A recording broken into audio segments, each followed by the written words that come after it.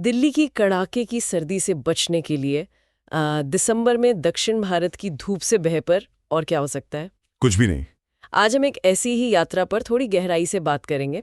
हमारे पास एक personal travel blog है जो पौंडीचेरी से महाबलीपुरम की एक छोटी सी पर बहुत यादगार यात्रा का अनुभव बताता है। इसका दूसरा नाम मामल्लपुरम भी है। ये सिर्फ पत्थर की इमारतें नहीं है, ये तो 7वीं और 8वीं सदी के पल्लव राजवंश की कला का एक तरह से खुला म्यूजियम है। तो इस यात्रा वृत्तांत के हिसाब से परिवार पौंडीचेरी में 3 रातें रुका और फिर दोपहर के खाने के बाद महाबलीपुरम के लिए निकल पड़ा। पौंडीचेरी से महाबलीपुरम की दूरी है कोई 90 से 100 किलोमीटर और उन्हें पहुंचने में लगे करीब 2 घंटे। मतलब वो लोग दोपहर 3 बजे तक महाबलीपुरम भी थे। और ये जो ड्राइव है ना, ईस्ट कोस्ट रोड वाली, ये अपने आप में एक अनुभव है। अच्छा। हाँ, ये भारत के सबसे खूबसूरत समुद्री रास्तों में से एक है। ब्लॉग में सड़क पर कंस्ट्रक्शन के काम का जिक्र है, तो स्पीड कोई 50 किलोमीटर प्रति घंटा के आसपास रही होगी। लेकिन ड्राइव आरामदायक थी। हाँ, मतलब रास्ता अच्छा है। और यहाँ एक दिलचस्प बात भी है, ज्यादातर लोग तो महाबलीपुरम चेन्नई से आते हैं जो बस 60 किलोमीटर दूर है। हाँ, ज्यादातर वही रूट लेते हैं। लेकिन ये वृत्तांत बताता है कि पौंडीचेरी से आना भी एक बहुत ही शानदार ऑप्शन है। खैर, वहां पहुंचने के बाद पहली चुनौती होती है टिकट।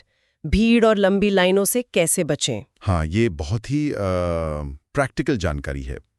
इन स्मारकों को ASI यानी भारतीय पुरातत्व सर्वेक्षण मैनेज करता है। तो अगर आप काउंटर से टिकट लेते हैं तो एक भारतीय नागरिक के लिए 40 रुपए लगते हैं, लेकिन ऑनलाइन लेने पर यह सिर्फ 35 रुपए का पड़ता है। और बच्चों के लिए 15 साल से कम उम्र के बच्चों के लिए एंट्री एकदम मुफ्त है। और ऑनलाइन टिकट का सबसे बड़ा फायदा यह है कि आप लंबी लाइनों से बच जाते हैं। अब बात करते हैं स्मारकों के खुलने बंद होने की समय की, क्योंकि ये तो पूरी प्लानिंग बना या बिगाड़ सकता है। ये जानकारी बहुत जरूरी है। देखिए, ज्यादातर स्मारक सुबह 6 बजे से शाम 5:30 बजे तक ही खुले रहते हैं। बस 5:30 बजे तक? हाँ, लेकिन यहाँ एक एक्सेप्शन है जो महाबलीपुरम को और भी खास बनाता है, और वो है शोर टेम्पल। अच्छा। वो रात 9 बजे तक खुला रहता है और शाम के बाद उसे रोशनी में देखना एक अलग ही अनुभव है। एक और चीज ध्यान में रखने वाली है कि टिकट काउंटर 5 बजे बंद हो जाता है। ओह, तो अगर कोई 5:30 बजे पहुंचे तो ऑनलाइन टिकट ही आपका एकमात्र सहारा है शोर टेम्पल में घुसने के लिए। चलिए अब उस अनुभव पर आते हैं जब ये परिवार दोपहर 3 बजे महाबलीपुरम पहुंचकर सीधे स्मारकों की तरफ गया। शाम ढल रही थी और उस समय शोर टेम्पल का नजारा कुछ और ही था। मैं कल्पना कर सकता हूँ। ब्लॉग लिखने वाले बताते हैं कि सूर्यास्त की जो सुनहली रोशनी थी उसमें वो प्राचीन मंदिर बहुत ही शानदार लग रहा था, और मंदिर के सामने के जो लॉन है वो उस रोशनी में चमक रहे थे। और शोर टेम्पल की वास्तुकला वाकई में कमाल की है। ये द्रविड़ आर्किटेक्चर के सबसे शुरुआती उदाहरणों में से एक है। और इसकी लोकेशन भी तो कितनी खास है। बिल्कुल, बंगाल की खाड़ी के ठीक किनारे। सोचिए, इसे 8वीं सदी में बनाया गया था और इसने सदियों से समुद्री हवाओं और तूफानों को झेला है, 2004 की सुनामी को भी। सच में? इसकी बनावट भी बहुत गहरी है। इसमें 3 मुख्य श्राइन हैं, मतलब पूजा स्थल, 2 भगवान शिव के लिए और 1 भगवान विष्णु के लिए। एक ही मंदिर में शिव और विष्णु दोनों, ये थोड़ा असामान्य है।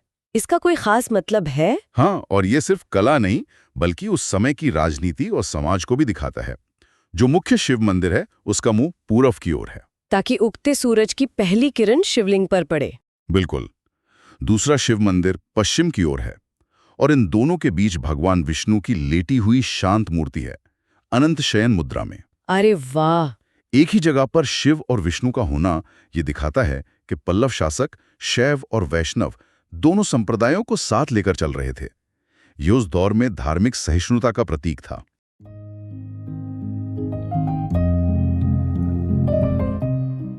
शोर टेम्पल के बाद वो लोग गुफा मंदिरों की तरफ बढ़े। यहाँ तो 10 से भी ज्यादा गुफा मंदिर हैं। ये सोचना भी हैरान करता है कि उस जमाने में बिना आधुनिक मशीनों के इतनी बड़ी-बड़ी चट्टानों को काटकर ये मंदिर कैसे बनाए होंगे। और इसी के पास वो स्मारक है जो महाबलीपुरम की पहचान है, गंगा का अवतरण या अर्जुन की तपस्या। ये दुनिया के सबसे बड़े ओपन एयर रॉक रिलीफ में से एक है। सोचिए, लगभग 100 फुट चौड़ी और 45 फुट ऊंची चट्टान पर सैकड़ों देवी देवता, इंसान, जानवर सब उकेरे गए हैं। लेकिन इसके 2 नाम क्यों हैं? क्या ये 2 अलग-अलग कहानियां हैं?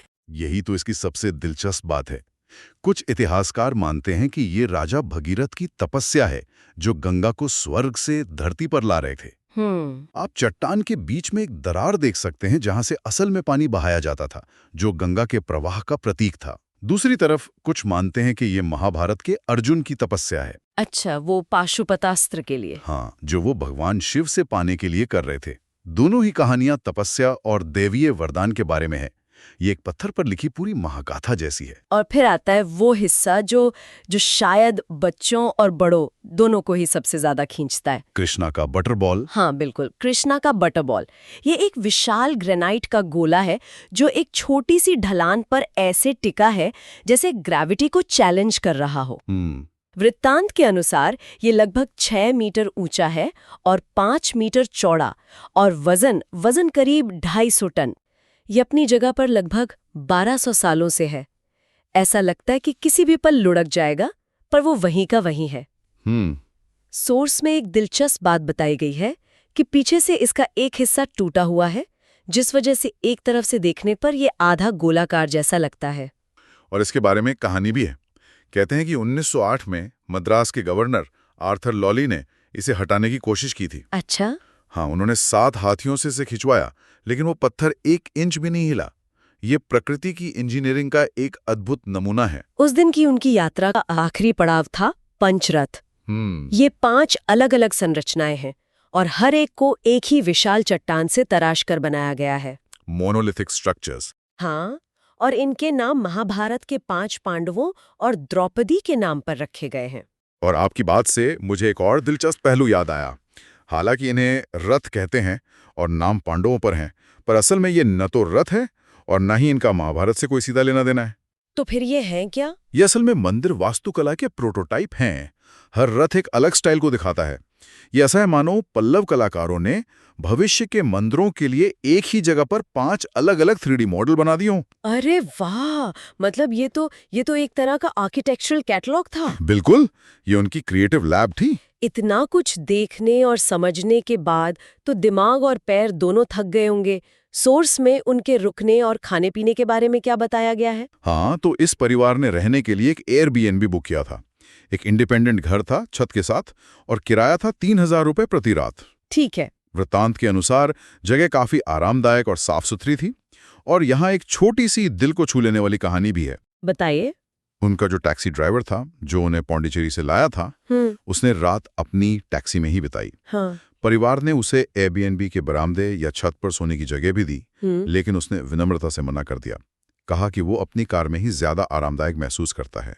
ये छोटी छोटी बातें ही यात्रा को यादगार बनाती हैं। बिल्कुल, ये आपको उस जगह के लोगों से जोड़ती हैं। सही कहा। और खाने के लिए? रात के खाने के लिए वे अद्यार आनंद भवन गए। ओह, वो तो बहुत भरोसेमंद नाम है दक्षिण भारत में। हाँ बिल्कुल, जब आप नई जगह पर हो और कुछ सेफ और टेस्टी खाना हो तो ये एक बहुत अच्छा ऑप्शन है।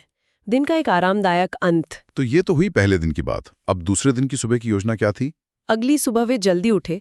उन्होंने शोर टेम्पल और पंच रथों को एक बार फिर देखने का फैसला किया। दोबारा? हाँ, और यहाँ फिर से वो ऑनलाइन टिकट वाली सुविधा काम आई। मोबाइल से ही तुरंत टिकट खरीद लिए, कोई इंतजार नहीं। उनका प्लान तो सूर्योदय देखने का था। हाँ, प्लान तो वही था, लेकिन मौसम थोड़ा बादलों वाला था। पर फिर भी सुबह की नर्म रोशनी में ये स्मारक उतने ही प्रभावशाली लग रहे थे जितने शाम की सुनहरी धूप में। ये एक बहुत अच्छा सुझाव है, एक ही जगह को दिन के 2 अलग-अलग समय पर देखना। बिल्कुल, शाम की रोशनी जहाँ पत्थरों को एक सुनहरा ड्रामेटिक लुक देती है, वहीं सुबह की नर्म रोशनी उनकी बनावट और नक्काशी की बारीकियों को ज्यादा अच्छे से उभारती है। आपको वो डिटेल्स दिखते हैं जो शाम की परछाइयों में शायद खो जाते हैं। सही बात है।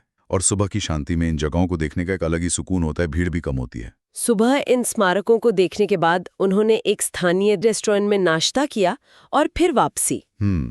उन्होंने सुबह लगभग 10 बजे महाबलीपुरम से निकलना शुरू किया और 12 बजे तक वे पांडिचेरी हवाई अड्डे पर पहुंच गए थे। व्लॉग में टैक्सी के खर्च का भी जिक्र है। पांडिचेरी से महाबलीपुरम जाना, वहां रुकना और अगले दिन वापस एयरपोर्ट तक आने का कुल टैक्सी का खर्च आया 5000 रुपए। ठीक है। इसके बाद उनकी आगे की यात्रा थी बेंगलुरु के लिए, दोपहर 2 बजे की फ्लाइट, फिर शाम को दिल्ली के लिए, और वे रात 11 बजे तक घर पहुंच गए। तो कुल मिलाकर ये एक छोटा लेकिन एकदम परफेक्ट ट्रिप था। निश्चित रूप से यात्रा वृत्तांत के अंत में लेखक यही कहते हैं कि ये 5 दिन की यात्रा बहुत संतोषजनक रही। दिल्ली की सर्दियों से निकलकर दक्षिण की धूप में आना हर तरह से ताजगी भरा था। और उनका निष्कर्ष ये है कि अगर कोई पौंडीचेरी की यात्रा की योजना बना रहा है तो उसमें महाबलीपुरम को एक रात के लिए जोड़ना एक बहुत ही सार्थक निर्णय है। ये छोटा शहर हो सकता है लेकिन एक स्थायी प्रभाव छोड़ता है। बिल्कुल।